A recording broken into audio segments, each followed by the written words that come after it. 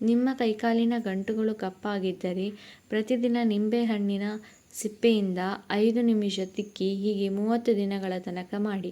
ಚರ್ಮದ ಬಣ್ಣ ತಿಳಿಯಾಗುತ್ತದೆ.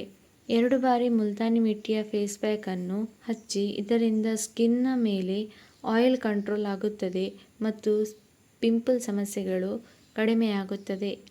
ನೀಲಗಿರಿ ತೈಲವನ್ನು ತಲೆಗೆ ಹಚ್ಚಿಕೊಂಡು 1 ಗಂಟೆಯ ನಂತರ ಸ್ನಾನ ಮಾಡಿದರೆ ತಲೆಯಲ್ಲಿನ ಹೇನುಗಳು ಸತ್ತು ಬಿಡುತ್ತವೆ. ಒಂದು ಆಲೂಗಡ್ಡೆಯನ್ನು ಸಣ್ಣ ತುಂಡುಗಳಾಗಿ ಕತ್ತರಿಸಿ ಸ್ವಲ್ಪ ನೀರು ಹಾಕಿ ಮಿಕ್ಸಿಯಲ್ಲಿ ಪೇಸ್ಟ್ ಮಾಡಿ ಆ ಪೇಸ್ಟನ್ನು ಐಸ್ ಟ್ರೇನಲ್ಲಿ ಹಾಕಿ ಫ್ರಿಜ್ಜಿನಲ್ಲಿ 5 ರಿಂದ 6 ಗಂಟೆ ಇಡಿ. ಈ ಐಸ್ ಕ್ಯೂಬ್ನಿಂದ ಪ್ರತಿದಿನ ಮುಖಕ್ಕೆ ಮಸಾಜ್ ಮಾಡಿ. ಮುಖದಲ್ಲಿನ ಡಾರ್ಕ್ ಸರ್ಕಲ್, ಪಿಗ್ಮೆಂಟೇಷನ್ ಸಮಸ್ಯೆ ಕಡಿಮೆಯಾಗುತ್ತದೆ. ತಲೆಹೊಟ್ಟಿನ ಸಮಸ್ಯೆ ಇದ್ದವರು ಬೆಳಕಿನ ಹೊತ್ತು ಮೊಸರು ಮತ್ತು ಲಿಂಬೆ ರಸವನ್ನು ಸೇರಿಸಿ ಕೂದಲಿಗೆ ಹಚ್ಚಬೇಕು. ಹೀಗೆ ವಾರದಲ್ಲಿ 2 ಸಲ ಮಾಡುವುದರಿಂದ ಹೊಟ್ಟಿನ ಸಮಸ್ಯೆ ಕಡಿಮೆಯಾಗುತ್ತದೆ.